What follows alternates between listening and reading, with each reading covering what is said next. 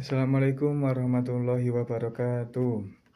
Alhamdulillahirabbil alamin wa bihi nasta'in wa ala umuri dunya waddin. Assalatu wassalamu ala asrofil anbiya'i wal mursalin sayyidina wa maulana Muhammadin wa ala alihi washabihi wa barik wasallim amma ba'du.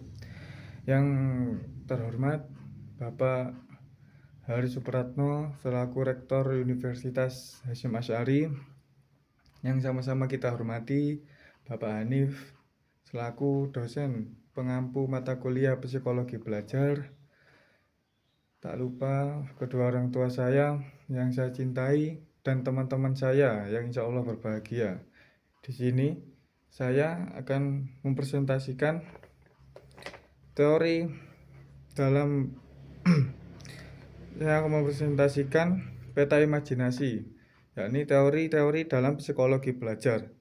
Di sini terdapat 4 teori. Yang pertama adalah teori behaviorisme, yang kedua ada teori belajar sosial, yang ketiga ada teori konstruktivisme, yang terakhir ada teori humanistik. Yang pertama adalah teori behaviorisme. Teori behaviorisme adalah teori utama yang ada dalam psikologi belajar. Teori ini menekankan bahwa perilaku hewan dan manusia dibentuk melalui lingkungan dengan melalui proses belajar.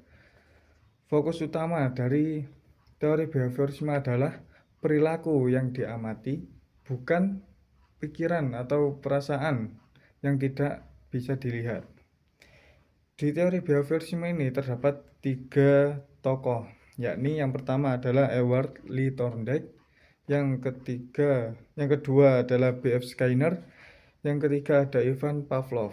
Yang pertama, Thorndike menyatakan bahwa belajar atau proses belajar pertama dibentuk melalui koneksi atau hubungan antara stimulus dan respon. Antara stimulus dan respon. Semakin sering koneksi itu dilakukan dan memberikan hasil yang baik, maka akan semakin kuat pula koneksi itu. Setiap kali seseorang merespon situasi tertentu, maka akan terbentuklah koneksi atau hubungan antara stimulus dan respon. Yang kedua adalah B.F. Skinner. B.F. Skinner adalah tokoh utama aliran behaviorisme radikal. Skinner menyatakan bahwa perilaku manusia itu ditentukan oleh konsekuensi, yang artinya jika perilaku diberi penguatan, maka akan cenderung untuk diulangi. Tetapi ketika perilaku diberikan hukuman, akan cenderung dihindari. Sehingga B.F. Skinner menganggap perilaku sebagai hasil dari interaksi lingkungan, bukan karena motivasi atau pikiran batin. Yang terakhir ada Ivan Pavlov. Ivan Pavlov di sini menjelaskan tentang pengkondisian klasik. Pengkondisian klasik adalah proses belajar asosiasi antara stimulus dan respon otomatis yang ditemukan melalui eksperimen Ivan Pavlov, yakni eksperimen ketika melihat anjing mengeluarkan air liurnya sebelum makan. Nah, setelah itu Ivan Pavlov mencoba untuk membunyikan lonceng sebelum memberi makan anjing tersebut. Setelah beberapa kali percobaan, anjing itu mengeluarkan air liurnya ketika lonceng itu berbunyi, meskipun tidak ada makanan di situ. Inilah yang disebut respon otomatis. Selanjutnya adalah teori belajar sosial. Teori belajar sosial adalah teori yang dimana manusia belajar tidak harus melalui pengalaman secara langsung, tapi bisa juga mengamati orang lain. Di sini ada tokoh seperti Albert Bandura. Albert Bandura memfokuskan pada pendekatan teoritis dan teori belajar sosial. pendekatan teoritis menurut Albert Bandura yakni menggabungkan antara pendekatan perilaku dan pendekatan kognitif atau pendekatan secara aktif. Dan teori belajar sosial menurut Albert Bandura yakni proses belajar yang melalui pengamatan orang lain. Lanjut, ada teori belajar konstruktivisme.